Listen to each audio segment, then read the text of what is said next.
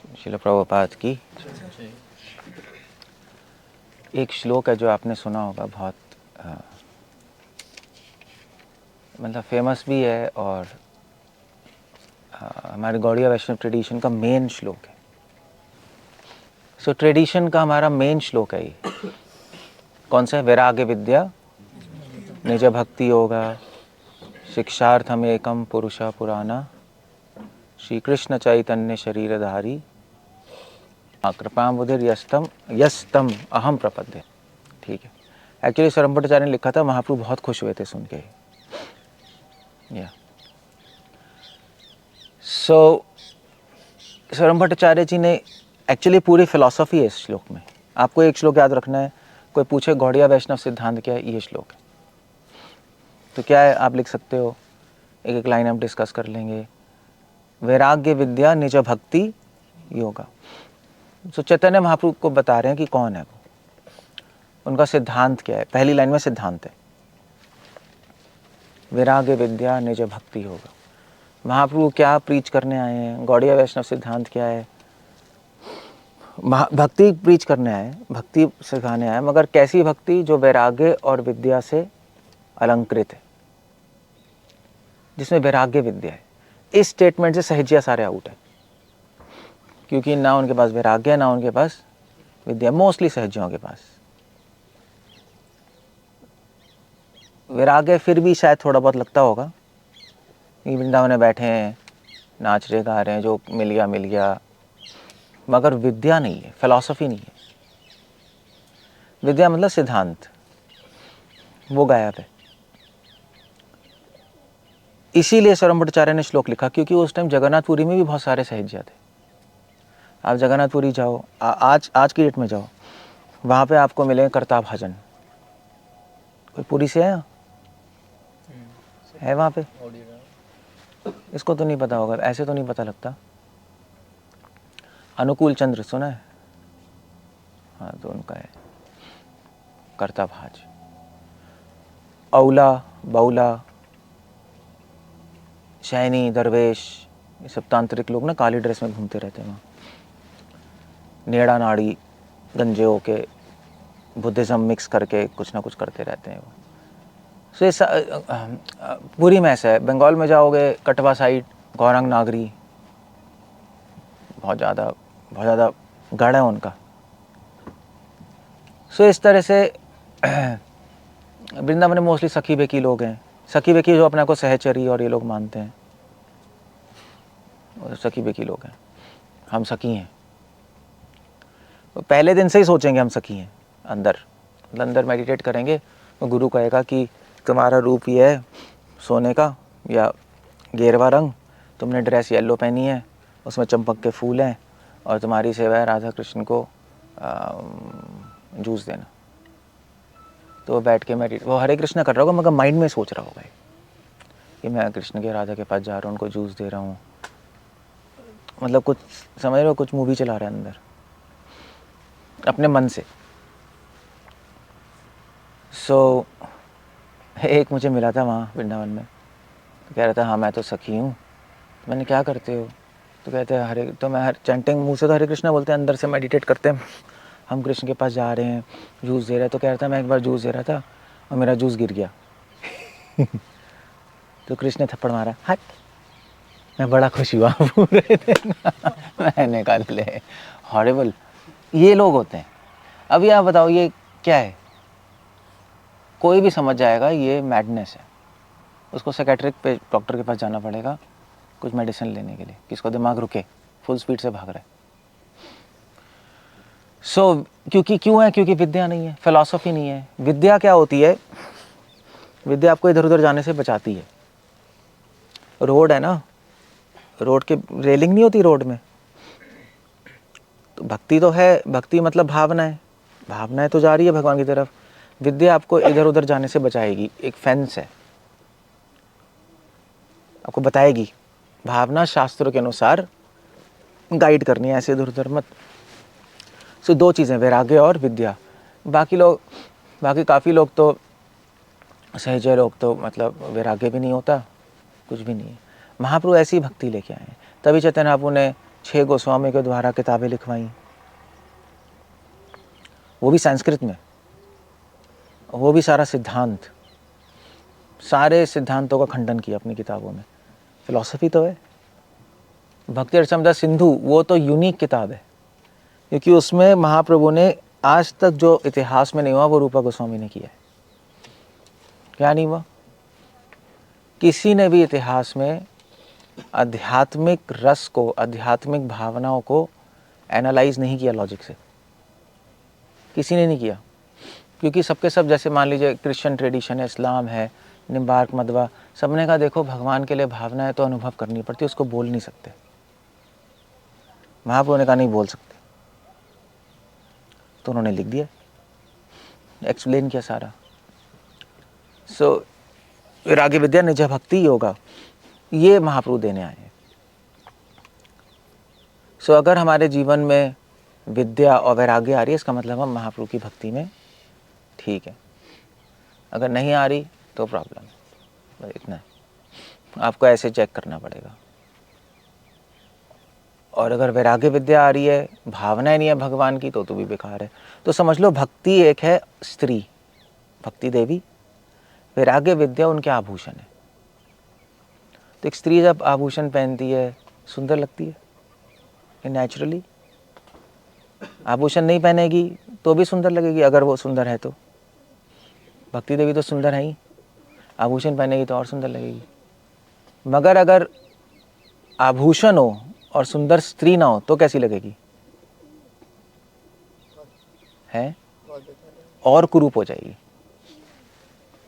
होता नहीं है? अब मोटी मोटी औरतों को देखो, पूरा शक्ल भी ऐसे फूला होता है, फिर लिपस्टिक लगाना तो और डेंजरस है, अजीब से लगते हैं। सो उसकी कोई वैल्यू नहीं है। वैराग्य विद्या की बिना भक्ति की वैल्यू नहीं, भक्ति के साथ वैल्यू, इतना है। सो ये गौड़िया वैष्णव सिद्धांत है एक लाइन में। तो इस स्टेटमेंट से सहजिया लोग आउट हैं, सारे के सारे अपा संप्रदाय वाले आउट हैं। महाप्रभु ने अपना स्टेटमेंट रखा, क्योंकि जितने भी जो होते हैं ना सखी बेकी और ये सब लोग, गौरंग नागरी, ये सब क्या करते हैं, ये सब लड़कियों के साथ घूमते हैं। क्यों? क्योंकि वो राधा हैं, हम कृष्ण हैं, यू सी। और बंगाल में एक सेक्ट है, वहाँ पे मैं भूल गया उसका नाम क्या है, इन्हीं से है। तो उनके जो गुरु होते हैं वो वही कृष्ण है। तो इसलिए जब भी किसी की शादी होती है तो सबसे पहले वो दुल्हन उसको उसके पास जाती, गुरु के पास, वो महाप्रसाद बना के भेजता है उसके पास। अजीब है, सही है। से वैराग्य कंप्लीट नॉनसेंस है। इसलिए सर्वम भट्टाचार्य ने श्लोक लिखा है। आप अगर हिस्ट्री पता होगी तो पता लगाओगे कि क्यों लिखा है। इसलिए कभी भी आपको किसी श्लोक का मतलब निकालना है, एक आपको सिद्धांत पता होना चाहिए, एक इतिहास पता होना चाहिए, वरना आपको समझ नहीं आएगा लिखा क्यों है। वरना सीधा लिख देते हैं शुद्ध भक्ति प्रचार, उनको मेंशन करना पड़ा है, क्योंकि वो देख रहे हैं ना उस टाइम कि भैया ये पागल हो गया, पागल हो गया, पागल हो गया, पागल, ये क्या चल रहा है। तो उससे अलग करने के लिए महाप्रभु के मूवमेंट को इस लाइन आई है।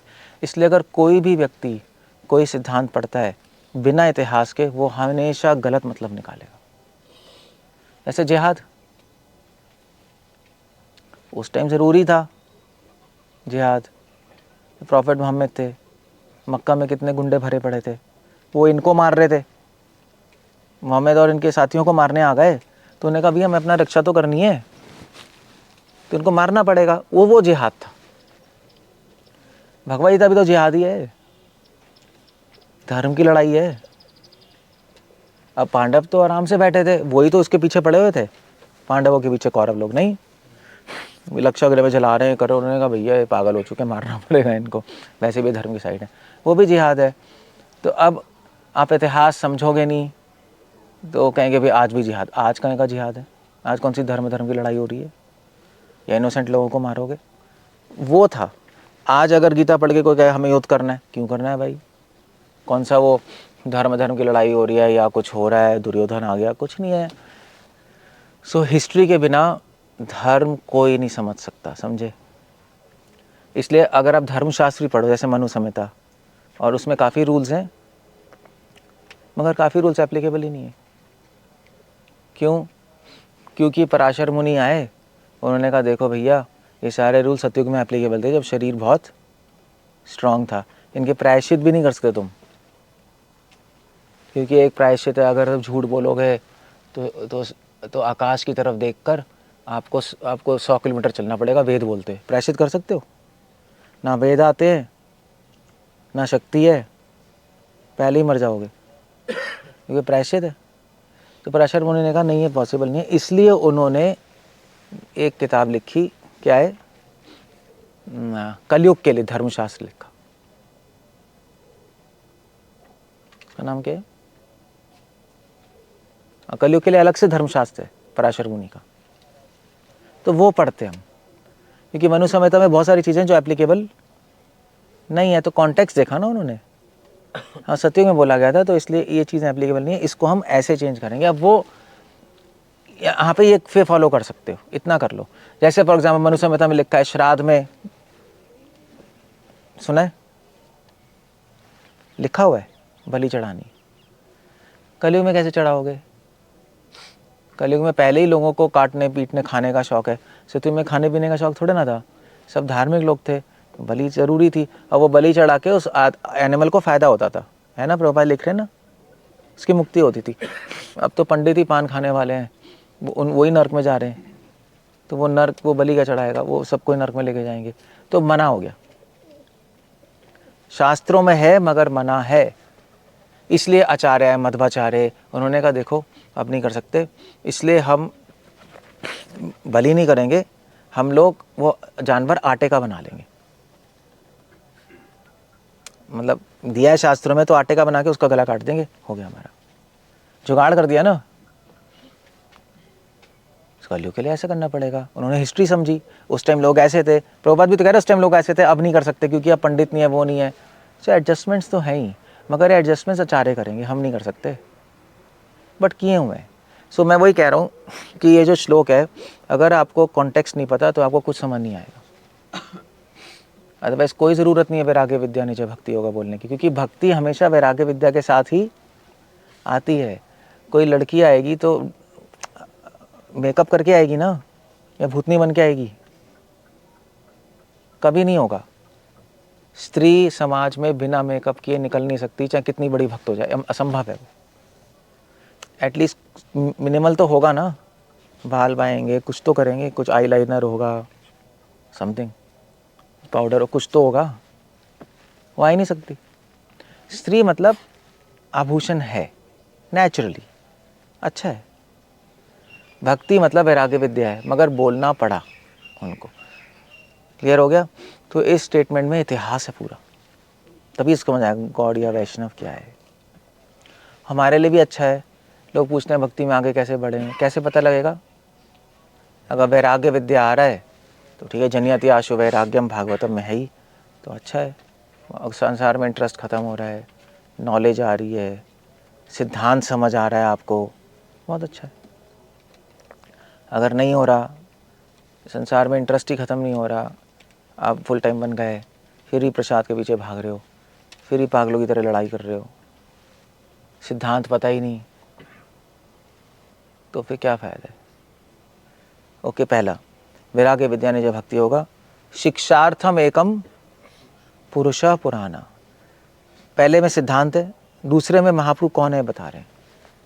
पुरुष पुराना, ये चैतन्य महाप्रभु वो ही है, सही गौरा सही कृष्ण, जय गौरा सही कृष्ण सही जगन्नाथ, बस वही है, बस और कुछ नहीं है।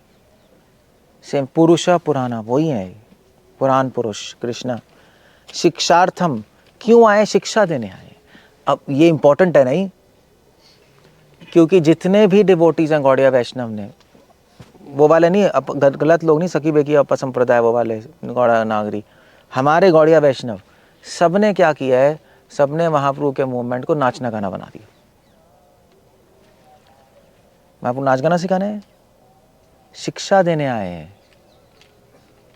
शिक्षार्थम, शिक्षा के लिए वो पुरुष पुराण ने अवतार लिया है। वो ही नमो महावदनिया है।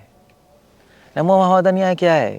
कि अब हरे कृष्णा बोलो, बस आशीर्वाद मिलेगा, हो जाएगा, बस जादू, कुछ नहीं होने वाला। या करते रहो हरे कृष्ण डिंग डिंग डिंग डिंग, या बस 24 घंटे बस अलग अलग बीट्स निकालते रहो मृदंग पे, अलग अलग ट्यून गाते रहो, दैट्स नॉट, गा सकते हो बहुत अच्छा है, अलग अलग बीट्स आती है, ट्यून्स आती है तो बहुत अच्छा लगता है भक्ति में, मगर सिर्फ यही नहीं है, मगर ये बन गया है ना, हमारी इंस्टीट्यूशन भी ऐसी बन गई है, नाचना गाना कीर्तन कीर्तन, बस यही चलता रहता है। ये तो नहीं बताना है, क्या करने आए हैं, शिक्षार्थम, शिक्षा देने आए हैं। श्रवण क्या है, कीर्तन क्या है, सिद्धांत क्या है, अदरवाइज महाप्रभु बोल देते बस नाचो गाओ गुणगान गाओ, बस खत्म हो जाता, मगर ऐसे होता नहीं। इसलिए जिसको सिद्धांत नहीं आता वो महाप्रभु से कनेक्टेड ही नहीं है। आप करते रहो बस जो भी करना है, या तो सुनो या पढ़ो, आना चाहिए, अदरवाइज महाप्रभु जो देने आए वो आप ले नहीं पा रहे, कोई फ़ायदा नहीं है उस चीज़ का। क्लियर हो गया ना? शिक्षार्थम, नाचनार्थम तो नहीं है, गानार्थम नहीं है, प्रसादार्थम भी नहीं है। कुछ लोग कहते हैं देखो महाप्रभु ने पुरी में प्रसाद बांटा था ना, महाप्रभु बांटने नहीं देते, अपने हाथ से देते थे, सबको खिलाते थे। तो वैष्णव, गौड़ीय वैष्णव क्या प्रसाद खिलाओ और खाओ, फीस्टिंग होनी चाहिए, ये करने आया है क्या महाप्रभु? ये एक ओकेजन पे हो गया, जब सारे डिवोटी आए थे बंगाल से चतुर्मासे में, तो महाप्रभु खुद बिठा के उनको अपने हाथ से परोसते थे, और ऐसा लगता था चैतन्य महाप्रभु के 10-10 हाथ है, और खिलाते थे, और वो डिवोटीज ही दूसरों को खिलाते थे। अब पूरे साल थोड़े ना करते रहते थे, डिवोटीज आए हो गया, हम भी समझते हैं ऐसा होता है। ऐसे अभी भक्त आएंगे सपोज दिल्ली से, इधर से उधर से, झारखंड जो भी है, पंजाब से, फंक्शन होगा तो हम देंगे ना उनको, फीस्टिंग करेंगे, कहेंगे खिलाओ अच्छे से, वो भी खिलाएंगे, हो गया बस। बाकी टाइम क्या करेंगे हम? बाकी टाइम कोई खाएगा साले भोगी, अरे प्रभु जी आपने तो खिलाया था हमें उस टाइम आप ही खिला रहे थे हमें, अब ऐसा कह रहे हो? कॉमन सेंस होनी चाहिए, वो फेस्टिवल था, ठीक है, मूड था, अब थोड़े ना करते रहोगे पूरे साल। मगर ऐसा है नहीं, इसको भी पता है ऐसा है नहीं। प्रसाद बनाओ कि आपको भी नहीं ऐसा ही है, आप कहाँ है? अच्छा ठीक है, ऐसे प्रसाद बनाओ, फीस्टिंग हो रही है, अच्छा प्रसाद खाओ, बस ये चलता रहता है। ड्रामा हो रहा है क्या? खाने पीने आए हैं क्या हम? अच्छा खाओ, न्यूट्रिशियस खाओ, कोई प्रॉब्लम नहीं है, मगर एक हेल्थ रखो। बट ये रोज़ पनीर पनीर मतलब फेस्टिवल नहीं इस्कॉन में पनीर बनाएंगे, पनीर पनीर पनीर पनीर, पता नहीं पनीर कहाँ से आ गया, पनीर मतलब फेस्टिवल थोड़ा ना होता है, पता नहीं क्यों पनीर कहाँ से जुड़ गया पनीर, भगवान जाने। पनीर वैसे क्या होता है, साउथ में पनीर लोग नहीं खाते क्योंकि दूध फाड़ना पड़ता है, जनरली उसको मंगलमय नहीं माना जाता। खाते हैं वैसे, हम भी खाते हैं, मगर ज़रूरी नहीं है पनीर से ही फीस्टिंग होती है, ऐसा तो किसने कहा है, वो बना रखा है।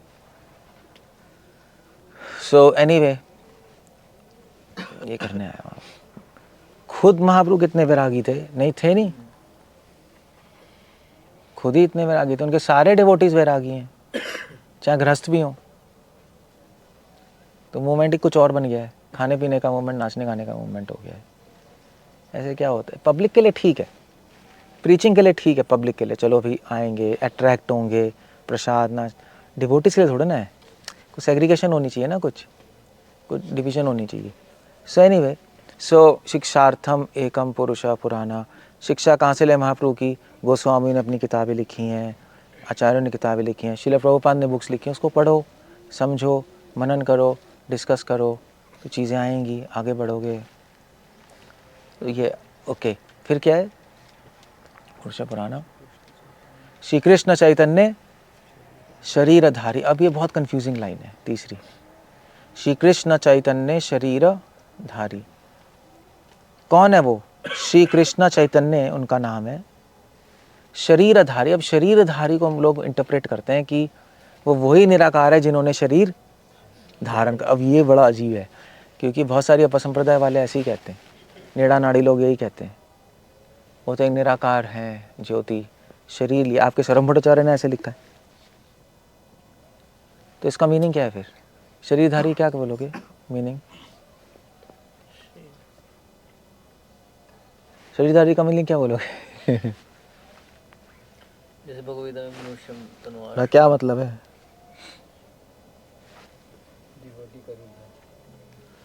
शरीरधारी मतलब एक ऑर्डिनरी आदमी की तरह है।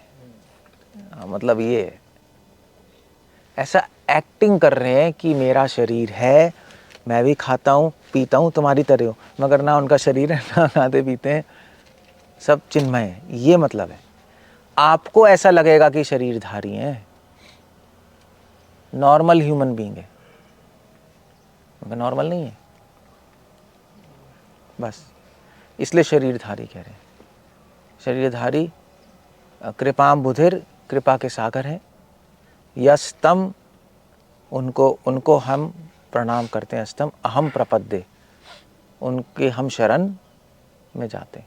बस ये है। महाप्रभु के शरण में जाने का मतलब क्या है कि महाप्रभु की बातें समझें और अपनी लाइफ में हम अप्लाई करें, तो आप उनकी शरण में हो।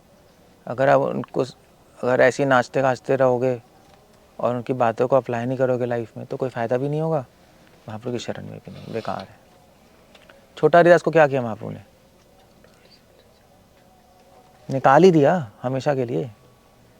छोटा हरिदास भी तो चैंटिंग कर रहा था, सभी कर रहा होगा, मगर महाप्रभु की बात नहीं मानी उसने as a Brahmachari. Get out यहाँ से। काला कृष्णदास, उसको भी निकाल दिया। करिए सेवा करा, सब करा, तो महाप्रभु की सेवा उससे बड़ी क्या है? राउंड्स भी कर रहा होगा अपने, प्रसाद भी खा रहा था, सब कर रहा था, उसने पागलबंदी कर लिया। गेट आउट यहाँ से, शक्ल नहीं देखूंगा मैं इसकी। तो बात मानना है, समझ गया? इससे क्या पता लगता है? बात मानना जरूरी है। आप सब कुछ कर रहे हो, महाप्रभु की बात नहीं मान रहे, आप आउट हो। कोशिश कर सकते हैं, ऐसा नहीं है, कोशिश तो करें, मगर अब तो है ही नहीं ना पिक्चर में, महाप्रभु की बात है ही नहीं। ऐसे हमारे मूवमेंट में भी कहाँ है बताओ, कौन मान रहा है? बात तो तब मानेंगे जब पता होगा सिद्धांत। सिद्धांत ही नहीं पता, क्योंकि हम तो मान रहे हैं महाप्रभु ने कहा चैंटिंग हरे कृष्ण हम कर रहे हैं, प्रीचिंग हम कर रहे हैं, भोग लगाना हम कर रहे हैं, मगर मेरा आर्ग्यूमेंट है कि आप तीनों चीज़ नहीं कर रहे। ना चैंटिंग कर रहे हो सही से, क्योंकि वो पता ही नहीं कैसे करनी है, माला घुमा रहे हो, ना प्रीचिंग कर रहे हो, प्रीचिंग में तो कहानियाँ जोक्स और ये सब चल रहे हैं, मैसेज तो गाया भी है आपका, ना प्रसाद ले रहे हो, प्रसाद नहीं ले रहे, आप ठूस रहे हो खाना अंदर प्रसाद के नाम पे। कोई भी देख सकता है ये, कोई मैं थोड़ा ना कह रहा हूँ, जाके देख लो, ऐसे ही है, ऐसे ही है, नहीं यही चल रहा है। महाप्रभु ये तो नहीं बताने आए। That's the point there. So श्लोक आप याद कर लो, महाप्रभु की कृपा उनकी शिक्षा के रूप में आएगी। शिक्षार्थम कृपाम बुधिर, अदरवाइज आप कृपा से कांटेक्ट में नहीं हो, बस फुल स्टॉप है। सो हम ट्राई करें नहीं। अब उस दिन मैंने कांग्रीगेशन से क्या श्लोक पूछा था, जिसको नहीं आता? ऐश्वर्य समग्र से श्लोक नहीं आता कांग्रीगेशन को, नहीं, एक कुत्ते को भी आता है इस्कॉन में, 15-20 साल से। हद हो गई, मतलब ये कोई स्टैंडर्ड है? पता ना, वो कुछ भी, वो कितनी चैंटिंग कर ले, वहां से जुड़ ही नहीं सकता, असंभव है वो। ये तो बेसिक है ना। ऐश्वर्य ये बच्चा भी सीखता है शुरू में इस्कॉन में, आपके है ही शुरू में ही है, आता है ना ऐश्वर्य समग्र से, सभी को आता है? लर्न कर लेना भाई, लर्न करो, आना चाहिए। क्यों नहीं आना चाहिए? कांग्रीगेशन गुरु पूजा भी नहीं आती, गाते ही नहीं। कोई गाता है? कोई घर में गाता है गुरु पूजा? आप लोग कांग्रीगेशन पूछ रहा हूँ आपसे, रोज गाते हो? Good, very nice. कोई नहीं गाता गुरु पूजा, आउट है, जैसे कि इम्पोर्टेंट नहीं है, सब मंदिर में इम्पोर्टेंट है, हमारे लिए नहीं। याद ही नहीं, गुरु पूजा याद नहीं होती, मजाक नहीं कर रहा। आप किसी कांग्रेशन को बोलो नहीं प्रभु जी गला खराब है, अभी नहीं खाएंगे, वो आती ही नहीं साले, ये बोलो ना। तुलसी आरती याद नहीं है, तुलसी आरती कौन गाता है? कोई नहीं गाता, जाके पूछो उनसे, अभी आएंगे पूछना। तुलसी आरती पता ही नहीं, याद ही नहीं, या गाते ही नहीं। और गौर आरती तो जन्मों पहले गाई थी गौर आरती तो पिक्चर में ही नहीं है, तो क्या होगा यार, फिर कैसे होगा बताओ। ये बेसिक बेसिक चीज़ें याद नहीं है और बेसिक श्लोक याद नहीं है, तो क्या सिद्धांत की बात करेंगे हम। इतना होना चाहिए नहीं, अदरवाइज बेइज्जती है महाप्रभु के नाम पे। Just do that. जो मंदिर के पास रहते हैं उनको याद रहता है थोड़ा सा, नहीं वो रोज़ गुरु पूजा में जाते हैं, उनको वैसे नहीं याद रहता, वो जो मंदिर नहीं जाते। मगर आप खुद भी गा सकते हो गुरु पूजा। हम तो ट्रैवलिंग करते हैं प्लेन्स में और ट्रेन में, 7:30 हाथ होता है, हम मन में ही गा लेते हैं, तो हैबिट है। कहीं भी गोविंदा माधि पुरुषम गुरु पूजा गा लेते हैं, हो गया। मैं महाराज का ट्रैवल करता था, हम यही करते थे। ट्रेन में महाराज थे, मैं महाराज का सर्वेंट था, कहते ओके 7:30 हो गए, ठीक है, श्री गुरु चरण हम गा रहे हैं, हम लोग गा लेते थे हम, ऐसे ही था। सो ठीक है, ठीक है। सो करो, कुछ कर लो भैया, वरना क्या होगा बताओ। हरे कृष्णा। कुछ पूछना, कुछ कहना है?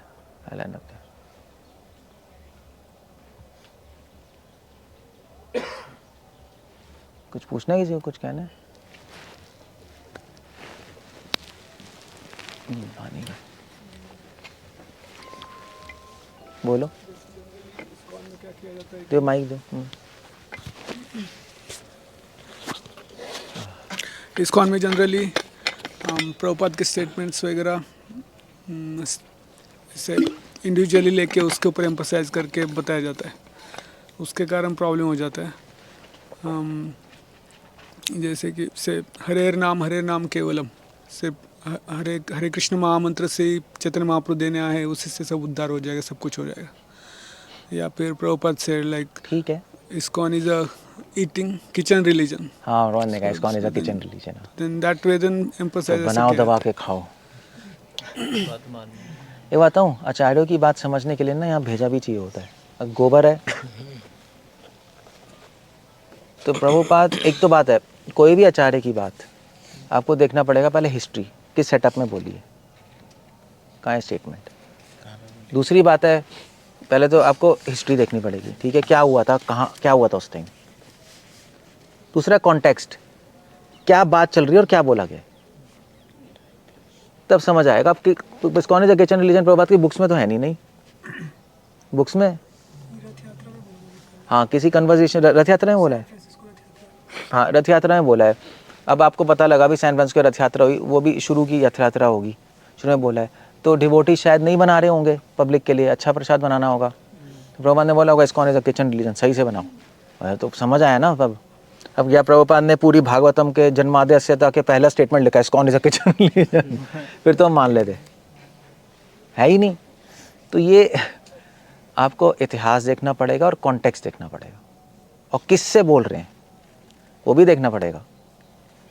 हो सकता है कोई डिवोटी सन की पागल हो, उसको प्रभुपाद क्या करना है, प्रभुपाद बोले Krishna consciousness is travelling around the world वो पागल है, उसको बिठाना नहीं है मंदिर में, उसको घुमाना है इधर उधर, भगवान ने ऐसा बोल दिया। तो वो एक चीज़ें होती हैं। जैसे किसी ने पूछा था कि प्रभुपाद हम तुलसी टी पी सकते हैं, तुलसी की चाय, प्रभुपाद ने मना कर दिया, तुलसी तो वर्शिपेबल है। मगर फिर किसी ने लेटर लिखा था अमेरिका से कि हम गोविंदा रेस्टोरेंट में तुलसी टी दे रहे हैं, पब्लिक को बहुत अच्छी लग रही है, डिवोटीज आ रहे हैं। प्रभुपाद ने कहा यस बनाओ तुलसी टी। तो अब प्रभुपाद ने अपनी बात काटी, कॉन्टेक्स्ट है ना सब, वरना चारों की बात नहीं। तो इसलिए गोबर होगा तो नहीं समझ आएगा, भेजा होगा तो समझ आएगा। भेजा नहीं है तो किसी वैष्णव से ले लो यार, पहले जाकर उनसे बोलो, भेजा लो। इसलिए प्रभुपाद के स्टेटमेंट्स कोट करना डेंजरस है अगर आप पूरा नहीं जानते। वही तो है, फीमेल्स गुरु बनेंगी, यही तो है, स्टेटमेंट है, my disciples my sons and daughters should become guru. ये पूरा देखो ना क्या चल रहा है, इसमें ये भी है ना, तो कंट्रोवर्सी उठ गई। अब वो नीचे वाले क्या ऊपर वाले भी लड़ रहे हैं एक एक लाइन पे, क्या करेंगे। आई नो, रिजल्ट से पता लगता है कि आप सही कर रहे हो गलत कर रहे हो, है ना। अभी ऐसे ये लोग मेरे रूम में लेप कर रहे थे गोबर का, ऐसे कर रहे हैं ना हम लोग, करते हैं ना। मैं गया रूम में, ना गोबर की स्मेल ना यूरिन की स्मेल, क्या लेप कर रहे हो? प्रभु जी गोबर और यूरिन का लेप कर रहे हैं। स्मेल का है भाई? नहीं हमने यूट्यूब पे देखा है, ऐसे ही करते हैं। फायदा क्या बताओ? रिजल्ट ही नहीं है ना। चलो आप जैसे ही करो, स्मेल तो आनी चाहिए ना गोबर यूरिन की, तब तो मज़ा है। वो भी उसके अंदर लेमन ग्रास सेंट डाल के, कि स्मेल आए ना, पता ही ना लगे। लो भैया, अब ये थोड़ा भेजा नहीं है। आप चाहे पानी मिलाओ, चाहे नहीं मिलाओ, चाहे मोटा करो, चाहे पतला करो, भैया हम आएंगे, हमें स्मेल आनी चाहिए ना। स्मेल से तो पता लगेगा। उसका फंक्शन ही स्मेल है। एक गोबर यूरिन का एक फंक्शन है प्योर हो जाए, मगर स्मेल नहीं आ रही, इसका मतलब है ही नहीं वहाँ, तो वो प्योर ही नहीं कर रहा। समझ गए? तो रिजल्ट से दिखाता है तो ठीक है, आप किचन रिलीजन। अब रिजल्ट क्या है? मोटे होके सो रहे हैं, यही हो रहा है। खाते पीते रहते हैं, सभी मोटे हो रहे हैं इस कौन में। सभी मोटे हो जाते हैं नहीं, पहले अच्छे भले होते हैं, 10 साल बाद पूरे चमक के टन टन हो गए, मोटे हो गए, सॉलिड कपड़े। अरे ये कोई मूवमेंट है क्या? क्या है बताओ? मतलब आपके क्रेजी सिचुएशन। नए में पतले होते हैं, धीरे धीरे ऐसे सीनियर होते हैं, ऐसे मोटे होते रहते हैं। इसलिए आपको पता लगाना सीनियर कौन है। जो मोटा है सीनियर है। अपना अच्छे कपड़े होंगे, मोटा होगा, इसका मतलब पक्का सीनियर है। जूनियर नहीं होते ना, जूनियर पतले होते हैं, ज़्यादा अच्छे कपड़े पे नहीं होते, समझ आ जाता है जूनियर। अगर ये पहचान है हमारे मूवमेंट की तो बहुत ही गंदे। ऐसे पता लगता है। So you see the point. इसलिए फिलॉसफी है, कॉन्टेक्स्ट, हिस्ट्री देखनी पड़ेगी, तब समझ आएगा किसको बोल रहे हैं, कब बोल रहे हैं। जोकिंग मूड में, सीरियस मूड में। जोकिंग मूड में तो कभी कभी कुछ आदमी बोल देता है। इसको बोलते हैं हर्मेन्यूटिक्स। ये ब्रांच है कि हम इंटरप्रिटेशन कैसे करें जो बोल रहे हैं आचार्य। हर्मेन्यूटिक्स तो वो सिखाती है कि कैसे, उसमें है सब नहीं। आप कोई बोल रहा है तो कैसे उसका मतलब निकालें, तो ये चीज़ें देखो तब मतलब निकलेगा। अदरवाइज एक स्टेटमेंट निकाल के तो कुछ नहीं होगा। और रिजल्ट देख लो फिर, फाइनली रिजल्ट ही नहीं है तो क्या है बताओ? क्या किसी एक श्लोक आता है ना, किसी न किसी प्रकार से भगवान को स्मरण करना चाहिए। तो बस सही जी अगर स्मरण करते हैं भगवान का, हाँ, तो श्लोक का भी मतलब पता होना चाहिए। किसी ना किसी, ये ना कहना भी प्रकार है ना, किसी न किसी प्रकार से स्मरण करना चाहिए। हाँ प्रभु जी, माता जी के साथ बहुत स्मरण आता है हमें, चिपक जाओ। ये क्या सेंस है? उसका मतलब क्या है? ये ना कहना भी प्रकार है ना, किसी भी प्रकार से, इसका मतलब है विद इन द शास्त्रों की बाउंड्री के अंदर। आपने बहुत सिद्धांत सीख लिया, आपने बहुत कुछ रूल सीखे, उन रूल्स को फॉलो करो। किसी के प्रकार से रूल्स को फॉलो करो, सिद्धांत फॉलो करो और स्मरण करो, ये मतलब है। इसका मतलब नहीं है कि सिद्धांत को वहाँ कोड़े में फेंको, रूल्स को वहाँ फेंको और किसी भी प्रकार से घूमते रहो। वही तो सहज है, वही सहज है। उसी को काटने के लिए बोला है। पूरा श्लोक भी ये नहीं है। पूरा श्लोक क्या है? पूरे श्लोक में है ये ना कहना प्रकार है ना, मना कृष्णा निषेव है, तो उसके पहले है सर्वविधि निषेधासु एतयोरेव किंकरा। नहीं, वो तो कुछ और है। तो सतम एनीवे, समझ गया ना? माइक दे दो प्रभु। श्री कृष्ण चैतन्य शरीरधारी, तो ऐसा बोला ही क्यों सार्वभौम भट्टाचार्य ने? क्योंकि इससे नेड़ा नाड़ी अलग अपसंप्रदाय शुरू हो गई, कन्फ्यूजन हो गई। मतलब इसको श्री कृष्ण चैतन्य स्वयं अवतारी और फिर आगे कुछ और कह सकते हैं, क्योंकि भोगियों के लिए श्लोक तो है नहीं कि जो उनको क्लैरिफिकेशन देनी है। वो जो बुद्धिमान लोग होते हैं ना, वो क्लियर करने के लिए बोलते हैं, कंफ्यूज करने के लिए बोलते हैं। मूर्ख सिर्फ क्लियर करते हैं और क्लियर कर नहीं पाते। क्लियर करना चाहते हैं मगर कंफ्यूज होता है आदमी। बुद्धिमान क्लैरिटी भी देता है और ऐसे बोलेगा कि जो मूर्ख लोग हैं वो कंफ्यूज हो जाएंगे। तो उसमें एक उस टाइम कॉन्टेक्स्ट ऐसा था ना, अप्पा संप्रदाय वाले, ओला बोला, सखी बेकी, ये सब लोग थे, तो वो और कंफ्यूज हो जाए। लेकिन आप कह रहे हैं ना नेड़ा नाड़ी उसी से शुरू हुआ, फिर इस स्टेटमेंट से। नहीं, कॉन्सेप्ट तो था ही उनका, सर्वोच्चार्य ने ऐड कर दिया। उनको और कन्विक्शन मिल गई हमारा। हाँ कि भाई हाँ ठीक है, सही है, देखो हम लोग ये तो नर्क जा रहे हो ना, हम तुम्हें परमानेंटली नर्क भेज देंगे। वो तो खंडन करना चाहिए था ना सारों चक्कर है ना, खंडन करना एक प्रॉब्लम है, क्योंकि वो लोग बहुत स्ट्रांग थे वहाँ। खंडन वंडन करते तो बहुत ज़्यादा रिवोल्ट होता। ये तो समर्थन कर दिया फिर। समर्थन भी नहीं किया, कंफ्यूज करा है। सही बोला बट कंफ्यूज हो गए वो। एक कारण तो ये है जो मेन, जो मुझे समझ आता है, मतलब मैं भी सोच ही रहा हूँ, कहीं लिखा नहीं है। मायावादी भी थे, डिवोटीज को अंडरस्टैंडिंग हो रही है। खुद फिलोसफर ही तो थे स्वयं भट्टाचार्य, मायावादी टॉप मोस्ट। तो हो सकता है मायावाद का अंश भी है। तो उन्होंने कहा कि मायावाद की भाषा में इनको ग्लोरीफाई करेंगे। ऐसा भी होता है ना कभी कभी। ऐसे व्यास पूजा में मैंने महाराज को ग्लोरीफाई नहीं किया था एक बार, ध्यान है वो? कहाँ था? पुष्कर में, और वहाँ पे कांचीपुरम, कांची में किया था। जब आपने मैड कहा था। हाँ, जब मैंने महाराज को कहा था कि महाराज आपकी ग्लोरीफिकेशन के, आप पागल हो, आप रास्कल हो, आप चैंटिंग नहीं करते, ऐसे पूरी तो लोग देखे आए शाम क्या कर रहे हैं। आप पूरे तमोगुण में हो। बट वो ग्लोरिफिकेशन थी, क्योंकि हमने नेगेटिव वर्ड्स यूज़ करके महाराज की ग्लोरिफिकेशन की। आप चैंटिंग नहीं करते, क्यों? क्योंकि आप प्रोसेस नहीं करते चैंटिंग में। आप चैंटिंग नहीं है, वो गुणगान है। हमें लग रहा है चैंटिंग, समझे क्या हो गया इसको? आप पागल हैं, आप प्रेम में पागल हैं, आप पूरे तमोगुण में हैं। तमोगुण में कैसे? तमोगुण में संसार के लिए तमोगुण में, संसार के यारों को पता ही नहीं। संसार तो अंधेरा है आपके लिए। तो ऐसे मैंने ग्लोरीफाई किया था। आधे लोग तो कह रहे थे क्या, बहुत ही गंदे गंदे शब्द इस्तेमाल किए मैंने वहाँ। उसमें एक अलग मज़ा है नहीं? तो ऐसे स्वयं भट्टाचार्य पक्का मायावादी हैं। तो जब महाप्रभु ने सुना होगा शरीरधारी, उन्होंने कहा मज़ा आया होगा ना। आज ये सबसे बड़ा मायावादी ये मायावाद टर्म्स यूज़ कर रहा है मुझे ग्लोरीफाई करने के लिए। मतलब महाप्रभु एक्सटेसी होगी, तो मेरे ख्याल से इसलिए भी कर रहे हो, मुझे लगता है।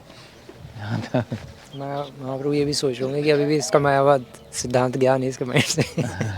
वो भी हो सकता है। महाप्रभु बहुत खुश हुए होंगे सुन के, एक्चुअली शरीरधारी सुन के। ठीक है। अच्छा, क्योंकि महाप्रभु चाहते थे कि मेरे को कोई भगवान ना कहे, इसलिए खुश हुए होंगे। उनको पता है ना, वो मायावादी टर्म्स यूज़ कर रहे हैं मुझे ग्लोरीफाई करने के लिए, अंदर कुछ सोच रहे हैं।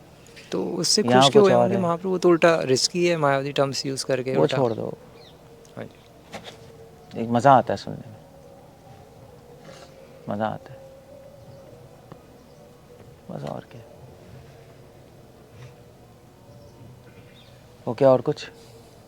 जैसे कृष्ण को चोर अष्टकम नहीं है, फिर इतना मज़ा आया वो कृष्ण को सुन के कि तुम चोर हो, एक अलग मज़ा है ना।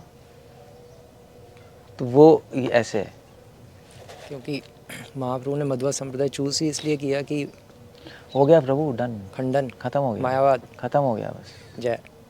क्वेश्चन पूछो ज़्यादा। एक एडवाइस दी जाती है कि कभी कभी एक एडवाइस दी जाती है कि ठीक है मैसेज डिविएटेड है, तुम बस सेवा करो, बुक डिस्ट्रीब्यूशन करो, क्लीनिंग करो और चैंटिंग करो। ये एडवाइस कितना काम करेगा? क्या मतलब है? मतलब मैसेज डिविएटेड है, पागलपंती सुन रहे लेक्चर्स में हाँ, कुछ टेम्पल्स में तुम अच्छा सेवा कर लो, बस अपना चलते रहो। हाँ, ये काम करेगा? और बुक्स पढ़ लो और ऑनलाइन लेक्चर सुन लो। नहीं तो घर में रह लो, फिर मंदिर क्यों जाना है? मंदिर में रह के, मंदिर में अपने घर में झाड़ू मार लो, पोछना मार लो, साफ भी हो जाएगा। मंदिर के कुछ साफ करना है? अपने घर में प्रसाद बना लो, अपना घर में ऑनलाइन सुन लो। मंदिर में जा रहे हैं भक्तों के संग के लिए, बेसिक फंडा ये है ना। वही नहीं मिल रहा तो फेल हो गया ना, वो तो कुछ काम नहीं करता।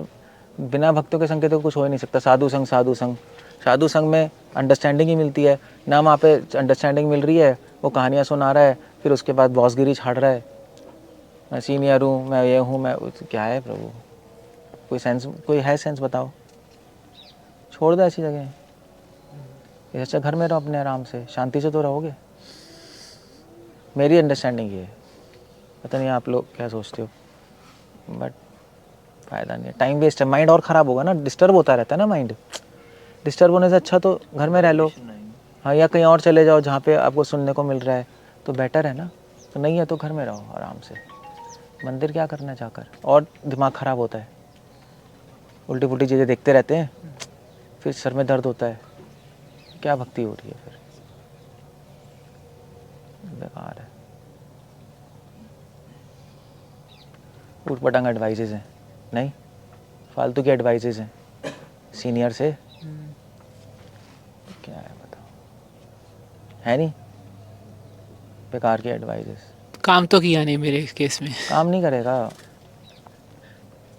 यहाँ पे एक और प्रॉब्लम है, सीनियर भी ना, मतलब 4 साल में वो सीनियर बन जाएगा, 5 साल में सीनियर, 5 साल में वो काउंसलर बनेगा और लीडर बनेगा ग्रुप का।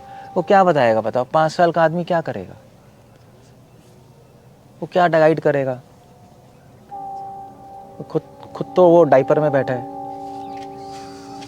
दूसरों क्या बनाएंगे। ऐसा नहीं होता प्रभु, ऐसा कहाँ होता है बताओ। अब मैन पावर की कमी है, इसलिए मैन पावर की कमी, आप टीचिंग सही से नहीं कर रहे, कोई ज्वाइन तो कर नहीं रहा, लोग करते भी है ज्वाइन मगर वे छोड़ के चले जाते हैं, क्योंकि कोई सब्सटेंस तो मिलता नहीं उनको, या तो राधे राधे वालों का चले जाएंगे या कहीं चले जाएंगे, छोड़ छोड़ के जा ही रहे हैं, मेरे क्या हो रहा है, तो अच्छा नहीं है ना, कुछ होगा नहीं, टाइम वेस्ट है वो, it's absolute utter time waste. बिल्कुल नए आदमी के लिए ठीक है, जो एडवांस करना चाहता है उसके लिए ठीक थोड़ा ना है। ठीक है, आप सेवा करो, चैंटिंग करो, नए आदमी के लिए ठीक है, ओके गुड, सुन लो, कुछ ना कुछ सुन लो, पढ़ लो। जब आगे बढ़ना चाहते हो तो थोड़ा ना सही है। ठीक है, एंड करें। ओके, हरे कृष्णा, शीला प्रभुपाद की।